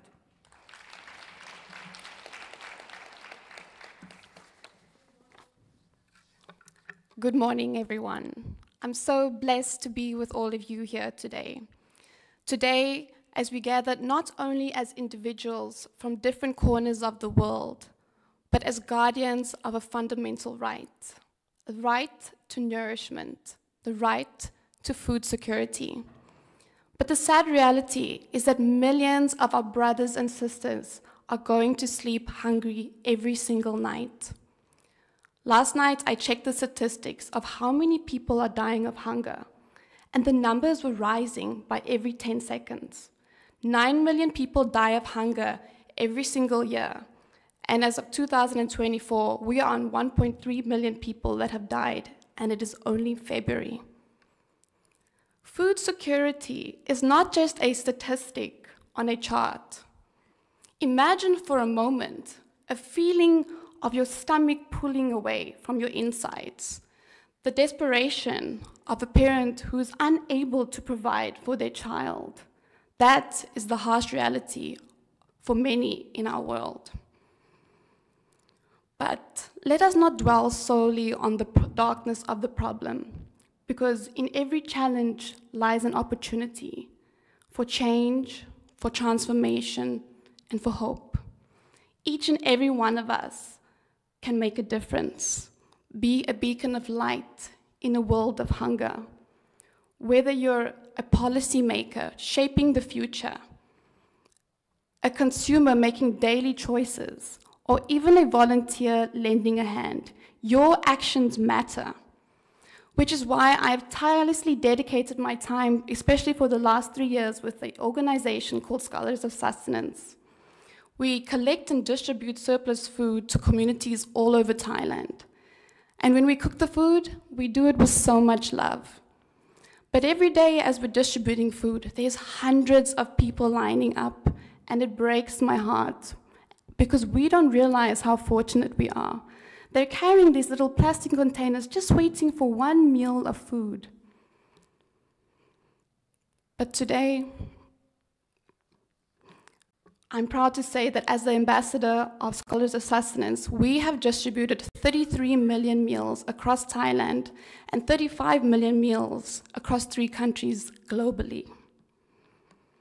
Together, we can sow the seeds of change. We can cultivate a future that we wish to see in the world, where every child has a plate full of food and a brighter future, and where food security is not just a privilege, but a right for all. So I urge you, my friends, my fellow global citizens, let us be the change we wish to see in this world. These words resonate with me, as my grandmother taught me the value of kindness and the profound impact it can have on the lives of others. Let us nourish not just our bodies, but our souls with the spirits of kindness and compassion. Together, we can create a world where food security is not just a dream, but a reality. And let us remember, we share one earth, one family, and one future. Thank you.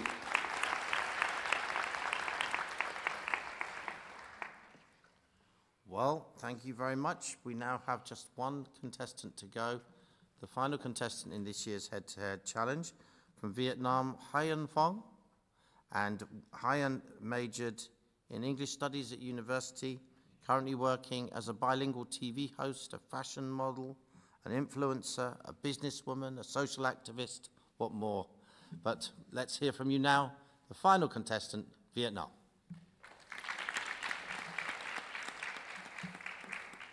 Xin chào.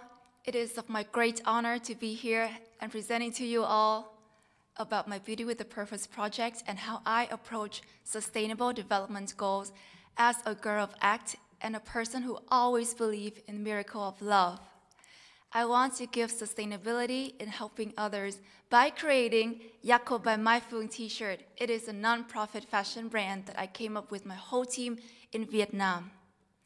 Back when I was in my freshman year of college, I've always wanted to do charitable projects, but all I had back then was just very little money. So I came up with a whole group of friends, and we would gather clothes, snacks, and we would go to orphanage places so that we can send support and just give them some songs, singing and playing with them. But I've always been dreaming of creating something bigger so I can sustain and help them in the long run. And because of believing in magic and miracle, it has led me to where I am today. It's Yakko by My Phuong. And by the time that I arrived in India, my whole team is still working very hard in Vietnam, and we've raised nearly 8,000 USD to help the others by selling these t-shirts. And thank you to the impact of Miss World yesterday, just last night, within 3 hours, we have raised over 3,000 USD by selling t-shirts through live streaming on social platforms.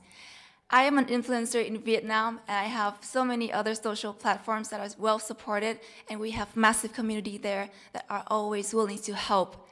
And with all of this heart from Vietnam, I just want to tell everyone that there can be so many ways to help others, but we can start from small. And when it adds up, you can change the whole world by believing in what you do. And as for myself, I will never stop helping other people, because I find that it is the thing that I enjoy very much, and it brings me happiness just to see you all. And please don't mind if I remind you all again that I do bring Yakko t-shirt here, and all of you guys are my international ambassadors embarking on this journey to help so many others out there. We've been building schools, kitchen, providing medical care for children, for women, and I can't wait to do more. And of course, we are always willing to send more to our international friend and fund as well, because I bring you guys living business to sustain in the long run, and that's what I call sustainability and helping others. I have only one heart, but yet so much love to give. And I love you all so much, and please support us, Yakko t-shirt. And by the way, I have this cat image on this t-shirt. I worked with my design team, and I was born in cat year. And this cat has a mole just like me on my left cheek that reminds you all of me. So hopefully in the future, I would go to organizations and other enterprises at partnership, because I once faced with many turn downs when I asked for sponsorships. And I'm so thankful for that, because it helps me to bring the strength so that I can do everything independently. And now I'm here confident enough to go with you guys as partnership, and we can do this together. Sell more t-shirts, get more money, help more people, create future for this world, better place.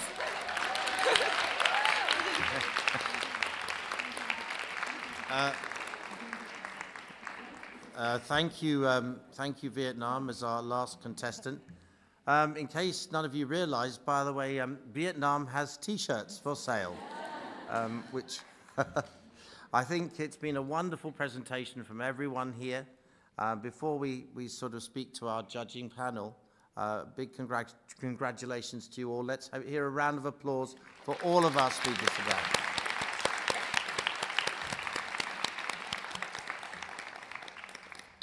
Now, the judging panel have to make their decision, and before they do so, to introduce them, I'm going to go back to Neha Rastogi, who will introduce the judging panel. Thank you. I think it was a wonderful and really powerful session. Thanks for the great closing. It was really, really nice. I'd like to introduce our wonderful group of judges here today. The first judge, of course, needs no introduction at all. She is the guiding light and the backbone of the Miss World Festival. Please welcome the chairman and CEO of Miss World, Ms. Julia Morley CB.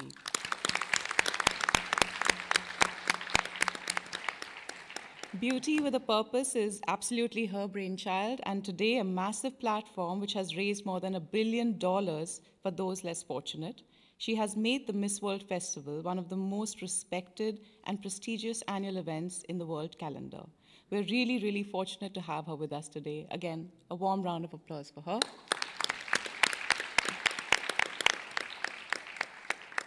Our next judge today is Ms. Philippa Kennedy, OBE, a distinguished figure in the UK media landscape, boasting of a multifaceted career spanning over 4 decades. Her experience encompasses roles such as being a columnist, a presenter, a journalist, and an editor. She made history as the first woman to assume the role of the news editor at the Daily Express newspaper, while contributing to publications such as the Press Gazette, a prestigious journalist trade magazine. She was also among the inaugural panelists of the popular lunchtime ITV program Lose Women. In recognition of her outstanding contribution to journalism, Philippa Kennedy was honored with an OBE in 2003. Please welcome Ms. Philippa.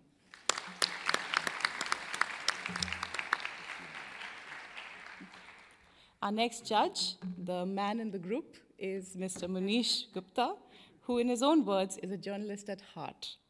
He has an entrepreneurial mind and a spiritual soul, and is a champion of the Indian diaspora across the world.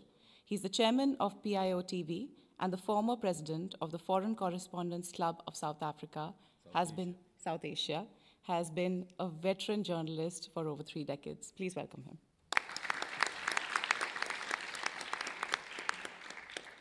Our next judge for today is Miss World 2018, Ms. Vanessa Ponce. Ms. Vanessa is a fervent believer in children's rights to childhood. She started her project, Navili, whose objective is to help children of the immigrant indigenous Mexicans, daily laborers. She's a model, scuba diver, and fashionista. She firmly believes in safeguarding and promoting the welfare of indigenous people, and hence, she also works in a school dedicated to intercultural education for indigenous people. Please welcome her.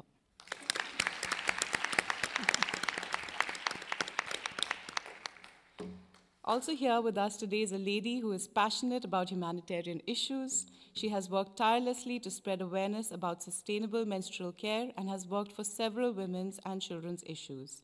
She has been to India many times, and she has considered this as her second home and loves butter chicken. Beautiful and talented, she's a reigning Miss World, Karolina Belowski. Welcome once again to India. Thank you so much. Thank you, thank you. I must admit, I've heard many introductions of Karolina, but never that she likes butter chicken. That was my first time. Thank you so much.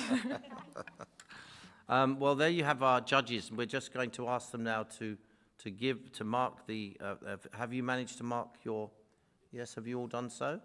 Then what we'll do is we'll ask you to pass all your books across.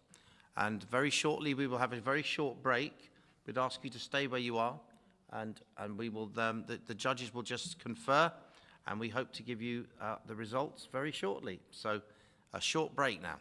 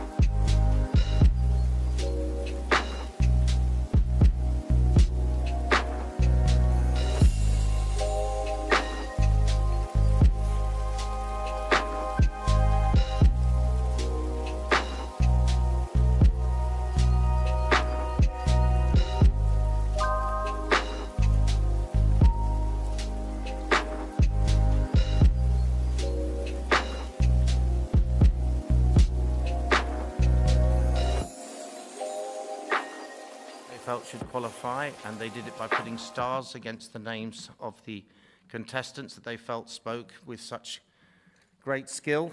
And when the stars are added up, anyone who had 4 or more judges vote for them out of the 7, that made up the 5 names that we will give you.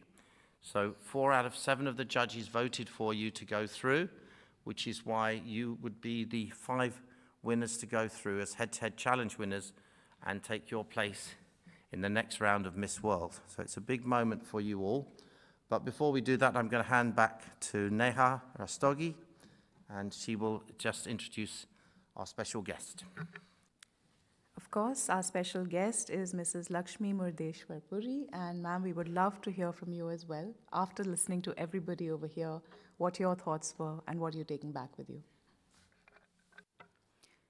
Thank you very much to all of you today.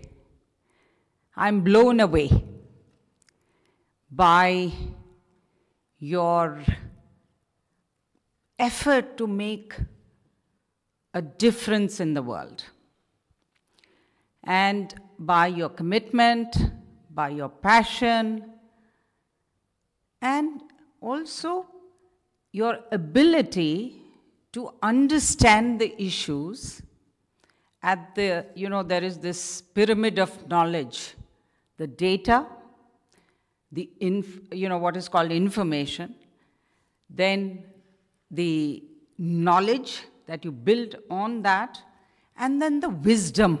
What have you drawn from that knowledge? So in that pyramid, I see that all of you have in some ways absorbed the wisdom or extracted and distilled that wisdom out of information and knowledge. And that's very important in today's world. And particularly, as somebody said, when social media generalizes and simplifies and goes by trends, but you've tried to understand issues in a deep way. The other thing that I was impressed by is that you are all committed to one world and to global solidarity. Even when you work and act local, you are trying to make a global impact.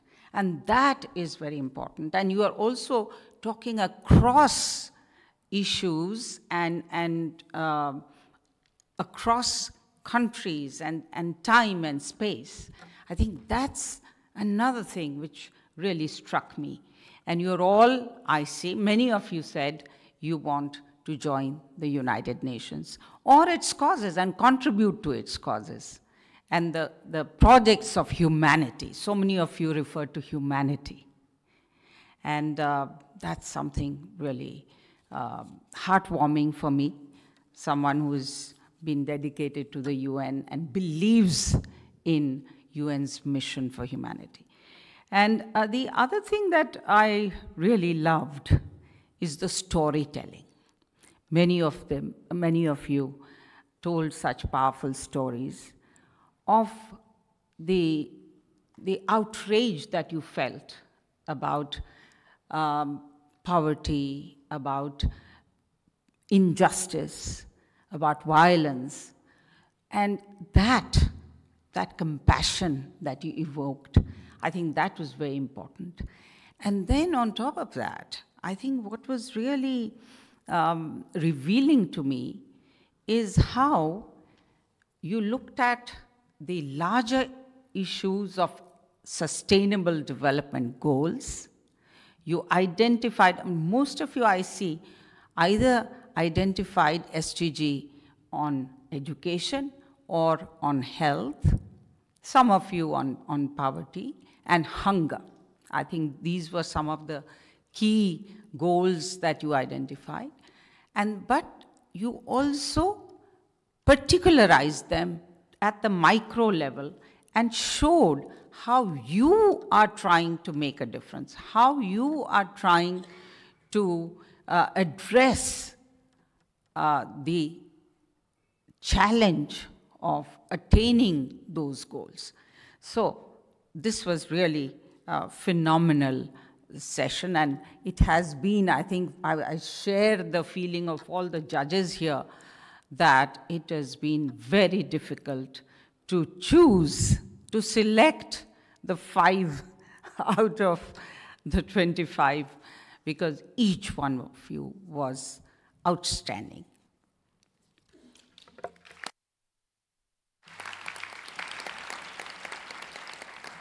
Thank you.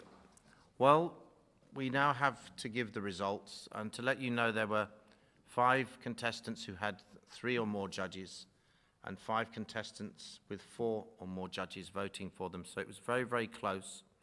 But here are the results given by the judges, and we will now announce our head-to-head challenge winners for the 71st Miss World, and thereby qualifying for the next round of Miss World. Our first qualifier, and big congratulations, go to Lesogo Chombo from Botswana.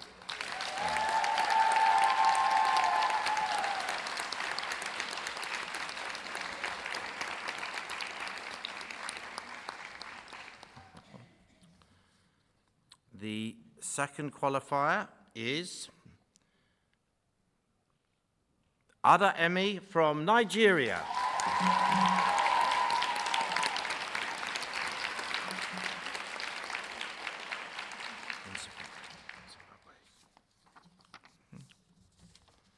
Our third qualifier is Lokotenda Marumba from Zimbabwe.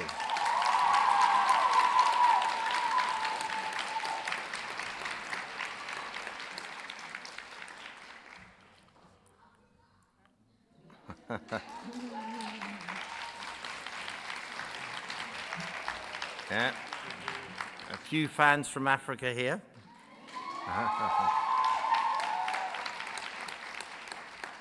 Our fourth qualifier is Jessica Gajan from England.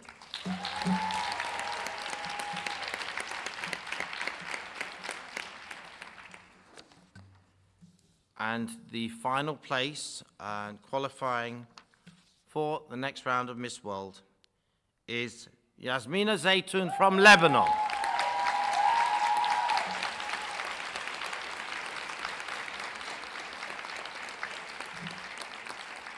So the U5 contestants have done so well.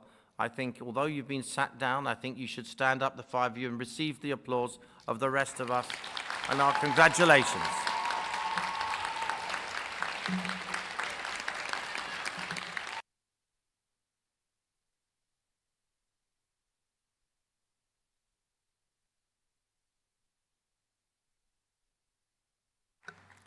Well, that concludes the head-to-head challenge. We look forward to seeing you at our next event, and a reminder that the Miss World Final is at 7:30, live from the Geo World Convention Centre on March the 9th, and you can see it all on Sony Live. Until that day, a very goodbye.